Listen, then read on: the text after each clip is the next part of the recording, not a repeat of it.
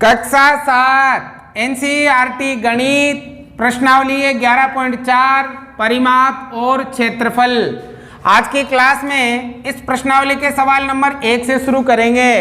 आपको ये सवाल ध्यान से समझने हैं। देखो सवाल नंबर 1, एक बगीचा 90 मीटर लंबा और 75 मीटर चौड़ा है। इसके बाहर चारों ओर 5 मीटर चौड़ा पथ बनाना है। पथ का क्षेत्रफल ज्ञात कीजिए। बगीचे का क्षेत्रफल हेक्टेयर में भी ज्ञात कीजिए। तो देखो एक बगीचा है जो 90 मीटर लंबा और 75 मीटर चौड़ा है। देखो यहाँ पर हम एक बगीचा बनाते हैं। ये एक बगीचा है, ठीक है ना। अब इस बगीचे की जो लंबाई है ये वाली वो 90 मीटर है और चौड़ाई जो ये वाली है वो 75 मीटर है, ठीक है। अब इस बगीचे के चारों ओर 5 मीटर चौड़ा पथ बनाना है। पथ का मतलब होता है रास्ता, ठीक है ना। तो इसके चारों ओर एक रास्ता बनाना है। तो इस प्रकार से एक रास्ता बनेगा, ठीक है ना। ये और जो रास्ता बनेगा ना उसकी चौड़ाई कितनी होगी? उसकी चौड़ाई होगी 5 मीटर, ठीक है बेटा। ये चौड़ाई 5 मीटर, ये चौड़ाई 5 मीटर, इधर से भी 5 मीटर और इधर से भी 5 मीटर। तो इस रास्ते का क्षेत्रफल ज्ञात करो। ये जो रास्ता बनाना इसका क्षेत्रफल ज्ञात करो और बगीचे का क्षेत्रफल हेक्टेयर में भी ज्ञात करो। और जो केवल इस बगीचे का क्षेत्रफल भी ज्ञात करना है। ये जो बगीचा है ना इसका क्षेत्रफल। अब देखो बेटा जब लंबाई और चौड़ाई दोनों अलग अलग हो इसका मतलब आकृति आपके आयत हैं। क्या है? आयत। तो देखो ये भी आयत है और ये भी आयत है। ये वाला हम समझेंगे बड़ा आयत और इसे हम समझेंगे छोटा आयत, ठीक है। अगर हमें इस रास्ते का क्षेत्रफल ज्ञात करना है तो हम कैसे ज्ञात करेंगे? बड़े आयत के क्षेत्रफल में से छोटे आयत का क्षेत्रफल माइनस कर देंगे। छोटे आयत का क्षेत्रफल क्या कर देंगे? माइनस। तो हमारे पास क्या आ जाएगा? रास्ते का क्षेत्रफल आ जाएगा। मतलब इस बड़े आयत में से छोटा आयत निकाल देंगे, ठीक है ना। तो बताओ बेटा आयत का क्षेत्रफल ज्ञात करने का सूत्र क्या होता है? लंबाई इंटू चौड़ाई। तो देखो छोटे आयत की लंबाई तो है, चौड़ाई भी है, लेकिन हमारे पास बड़े आयत की लंबाई और बड़े आयत की चौड़ाई नहीं है। तो पहले बड़े आयत की लंबाई और बड़े आयत की चौड़ाई निकालते हैं। कैसे? देखो ध्यान देना इधर। हम इसको समझेंगे बड़ा आयत और इसको समझेंगे छोटा आयत। तो सबसे पहले देखो बड़े आयत की लंबाई को अंग्रेजी के एल अक्षर से प्रदर्शित करते हैं, इसलिए इसे एल लिखेंगे, ठीक है। लंबाई। अब देखो बड़े आयत की लंबाई ये होगी, ठीक है। अब देखो ये यहां से यहां तक कितनी है बेटा? 90। अब इधर ये रास्ता कितना चौड़ा है? 5 मीटर चौड़ा है ना। और इधर भी रास्ता कितना चौड़ा है? 5 मीटर चौड़ा है। तो हम इस 90 में 5 इधर जोड़ देंगे और 5 इधर जोड़ देंगे तो बड़े आयत की लंबाई बन जाएगी। तो 90 और 5 95, 95 और 5 क्या हो जाएगा?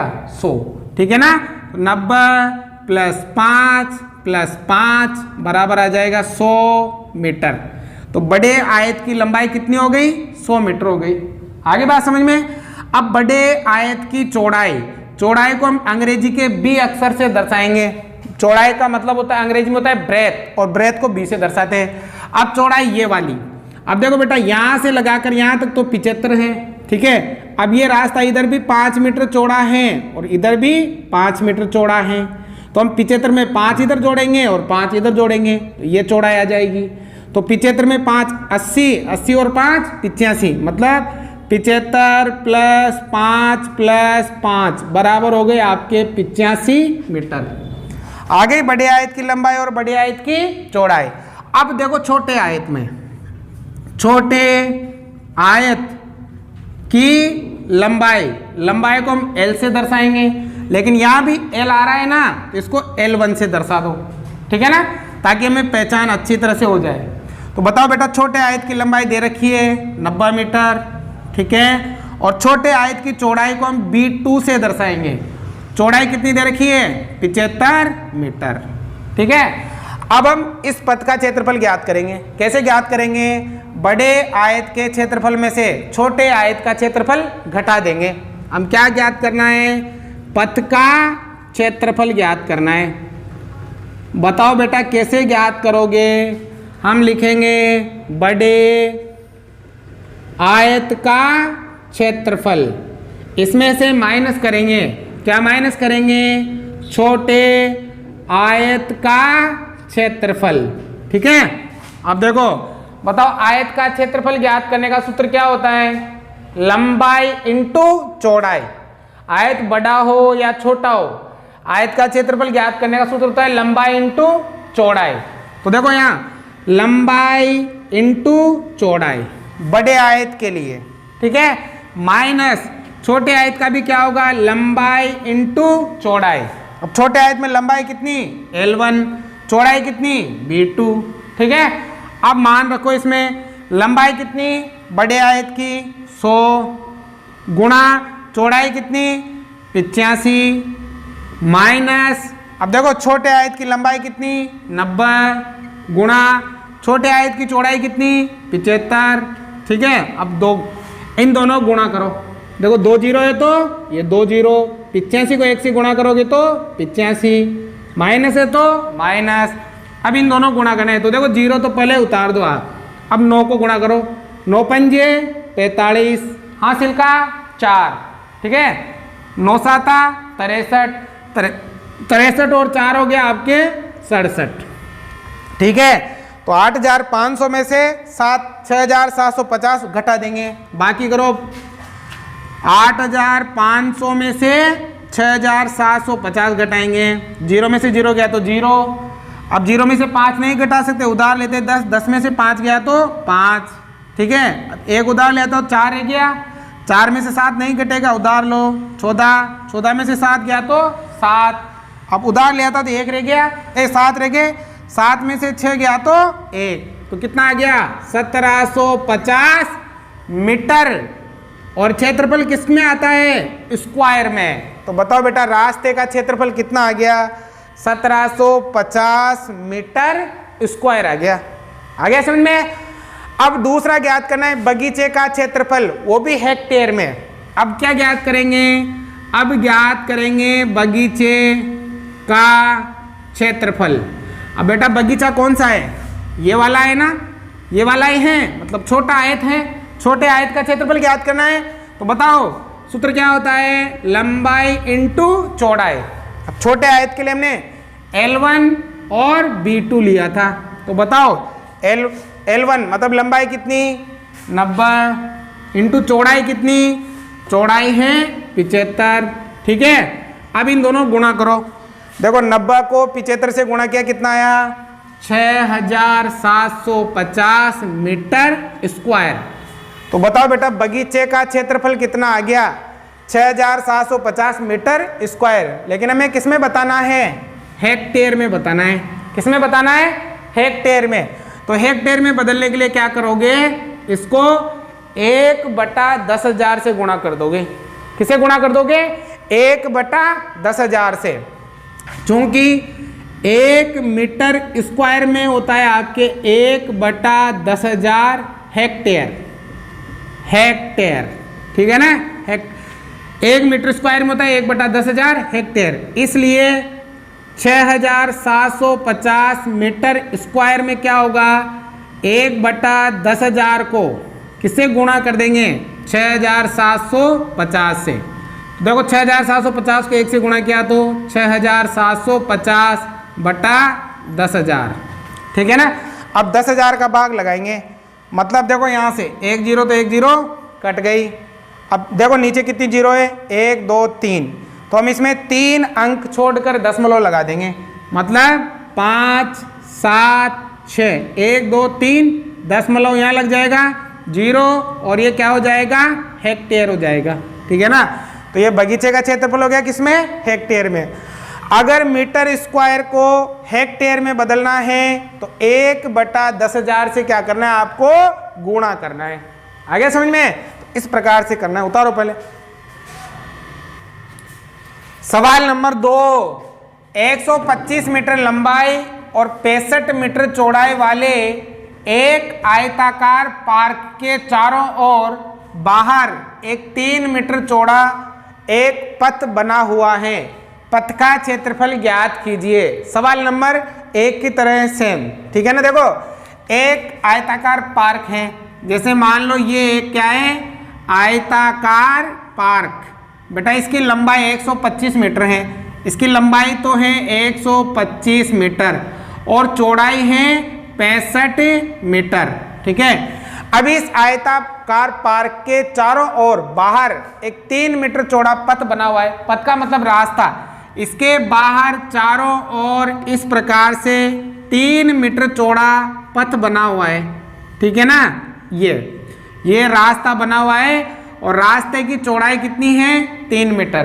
तो इस पथ का क्षेत्रफल ज्ञात करो। तो बताओ कैसे ज्ञात करेंगे। देखो ये आपके छोटा आयत और ये है आपके बड़ा आयत।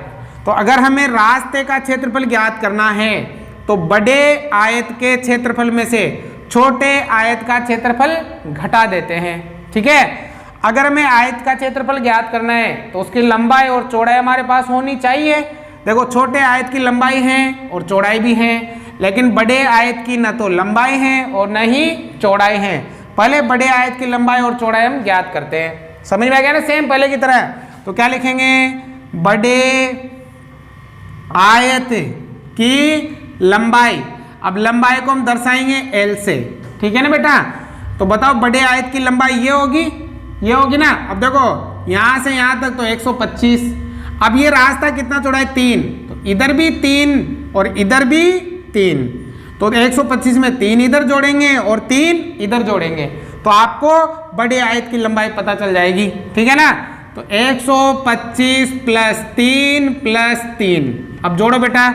125 में 3 जोड़ा तो 128, 128 में 3 जोड़ा तो 131 मीटर आ गया।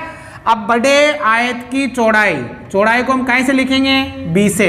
अब चौड़ाई देखो यहाँ ये होगी बड़े आयत की चौड़ाई, यहाँ से यहाँ तक तो 65 है। अब 3 इधर जोड़ दो और 3 इधर जोड़ दो। ठीक है ना। तो ये इसकी चौड़ाई हो जाएगी, मतलब 65 में 3 प्लस 3। अब देखो 65 और 3 हो गए 68, 68 में 3 जोड़ा तो 71 मीटर हो गई। ठीक है। अब क्या लिखेंगे, अब लिखेंगे छोटे आयत की लंबाई। हम कहीं से दर्शाएंगे, L से, लेकिन छोटे आयत की को हम L1 लिखेंगे पहचानने के लिए। ठीक है, बराबर। अब बताओ छोटे आयत की लंबाई तो ये दे रखी है 125 मीटर। ठीक है, और छोटे आयत की चौड़ाई को हम B1 कहेंगे। ये कितनी है, ये है 65 मीटर। ठीक है ना बेटा। अब हमें ज्ञात करना है इस रास्ते का क्षेत्रफल। तो हम क्या लिखेंगे, हमें ज्ञात करना है पथ का क्षेत्रफल। बताओ बेटा पथ का क्षेत्रफल कैसे ज्ञात करोगे। बड़े आयत के क्षेत्रफल में से छोटे आयत का क्षेत्रफल घटा देंगे। क्या लिखेंगे, बड़े आयत का क्षेत्रफल। इसमें से माइनस करेंगे, क्या माइनस करेंगे, छोटे आयत का क्षेत्रफल। ठीक है ना। अब बताओ बड़े आयत का क्षेत्रफल ज्ञात करने का सूत्र, आयत कोई सा भी हो, सूत्र क्या होता है, लंबाई इंटू चौड़ाई माइनस। अब देखो बड़ी आयत में L1 और L और B था, तो L और B। छोटे आयत का क्षेत्रफल सूत्र क्या होगा, लंबाई इंटू चौड़ाई, लेकिन इसमें L1 और B1। अब मान लिखेंगे। बताओ बड़े आयत का क्षेत्रफल, बड़े आयत की लंबाई 131 इंटू चौड़ाई 71 माइनस छोटे आयत की लंबाई 125 इंटू चौड़ाई 65। ठीक है, गुणा करो। 131 को 71 से गुणा करेंगे, 131 को 71 से। 1 एकम 1, 3 एकम 3, 1 एकम 1, 7 एकम 7, 7 3 21, हासिल का 2, 7 एकम 7 और 2 9, 1 0 3 और 9। ये इन दोनों गुणा किया तो कितना आ गया, 9301 माइनस। अब 125 को 65 से गुणा करेंगे। ठीक है ना। 125 को 65 से, 50 25, हासिल का 2, 5 दूनी 10 और 2 12 का 2, हासिल का 1, 5 एकम 5 और 1 6, गुणा 6 पंजो 30, हासिल का 3, 6 दूनी 12, 12 और 3 15, हासिल का 1, 6 एकम 6, 6 और 1 7।